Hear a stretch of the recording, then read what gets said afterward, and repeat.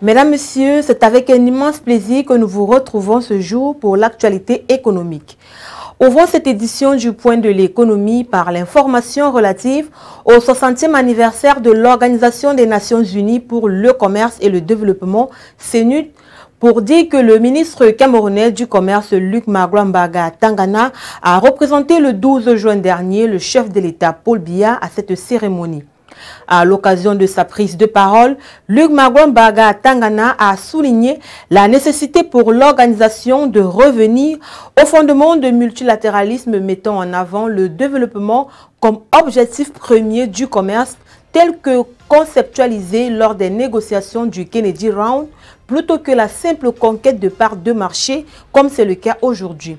Le ministre du Commerce a également invité la CNUD à aborder la question cruciale de la juste rémunération des producteurs des pays en développement, citant des exemples concrets tels que le cacao et le café. Cette sortie de Luc Magbouan-Mbaga Tangana en direction des organisations internationales à vocation économique reflète un véritable engagement du Cameroun en faveur d'une rémunération équitable pour les producteurs de matières premières telles que le cacao, le café, le coton et la banane. Dès que vous parlez des prix, tout le monde se braque. Le café et le cacao, qui sont nos principaux produits, les prix sont fixés où?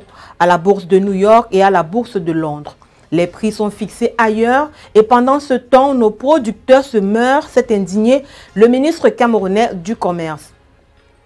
Ce plaidoyer du Cameroun en faveur d'une réforme significative du commerce mondial a été entendu par la principale responsable de la CNUD et celle de l'OMC à la suite du même plaidoyer développé à la 5e conférence mondiale du cacao à Bruxelles.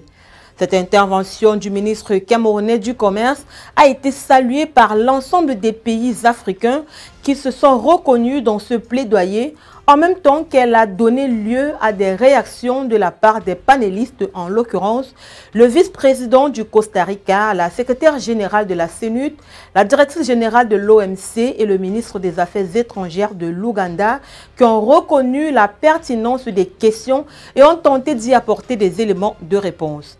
Il faut souligner qu'en dehors des panélistes, le Cameroun aura été l'un des principaux intervenants au cours de cette session.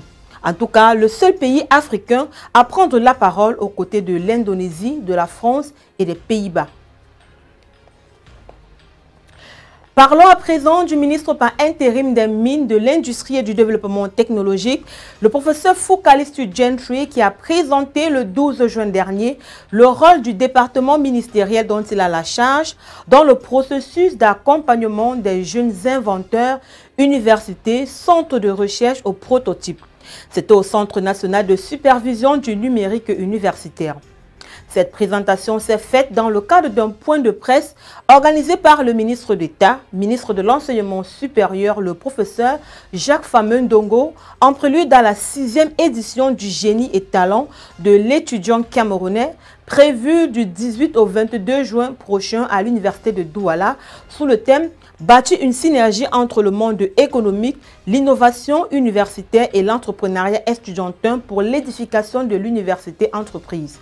Par la même occasion, le ministre en charge des Mines a présenté les mesures d'accompagnement pour la protection des articles de la propriété intellectuelle, des marques, des noms commerciaux, des dessins, des modèles industriels et des indications géographiques, à l'instar du poivre de Penja, du miel de Yoko et bientôt le cacao rouge. Restons toujours au Cameroun pour dire que les éléments de la brigade mobile des douanes de Limbé, en collaboration avec ceux de la Marine nationale, ont happé 151 cartons contenant 1230 bouteilles de vin et liqueurs de contrebande et de diverses marques le 13 juin dernier au large des côtes camerounaises. Il s'agit là de la plus grande saisie du genre depuis le début de l'année 2024. Et au Gabon, un atelier a été organisé le 11 juin dernier pour sensibiliser les décideurs politiques et les ministères sectoriels aux bonnes pratiques dans la mise en œuvre des partenariats publics-privés. C'est sous le thème « Enjeux, défis et facteurs clés de succès et de la mise en œuvre des partenariats publics-privés » que s'est tenu cet atelier parrainé par le vice-premier ministre, ministre de la Planification et de la Prospective Alexandre Barrot-Chambrier. Durant 48 heures, les experts internationaux et les bénéficiaires de ces ateliers ont échangé sur le meilleur moyen de renforcer les capacités des acteurs institutionnels et améliorer les processus de préparation, de planification et d'évaluation des projets. Grâce à l'appui des experts de Proparco, de la Banque mondiale via la Société financière internationale et la Banque africaine de développement, les participants ont bénéficié d'outils permettant de mieux cerner l'approche PPP et comprendre son apport dans le développement socio-économique du Gabon. Prenant la parole, Alexandre Barreau-Chambrier a réaffirmé la vision du gouvernement à travers la promotion des partenariats publics-privés. Notons que cet atelier a permis l'identification des projets PPP bancables sur le marché régional. Parlons des droits d'auteur et droits voisins avec le Bureau ivoirien du droit d'auteur Burida qui va procéder à la répartition de la somme de plus de 255 millions de francs CFA entre 2000 bénéficiaires, dont 2059 personnes salariées du salaire interprofessionnel garanti pour la période trimestrielle de janvier à mars 2024 dans le cadre des droits d'auteur et droits voisins. Face à la presse le 13 juin dernier, la directrice de la répartition du Burida a expliqué que parmi les 2000 bénéficiaires, il y a 860 hommes et 514 femmes. Selon elle, les montants à distribuer s'élèvent spécifiquement à plus de 188 millions de francs CFA pour les droits d'auteur et plus de 66 millions de francs CFA au profit des titulaires de droits voisins. La directrice de la répartition a noté une hausse de droits collectés par rapport à 2023 qui était de 118 millions de francs CFA.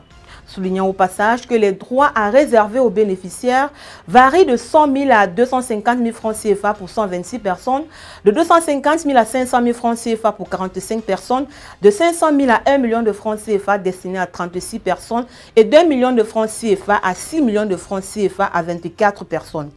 Notons qu'à ce jour, le Burida compte 10 020 artistes ayant déclaré leurs œuvres. Mesdames, Messieurs, c'est ici que nous reformons cette édition du Point de l'économie. Merci de l'avoir suivi. Les programmes se poursuivent sur Reflet d'Afrique Télévision.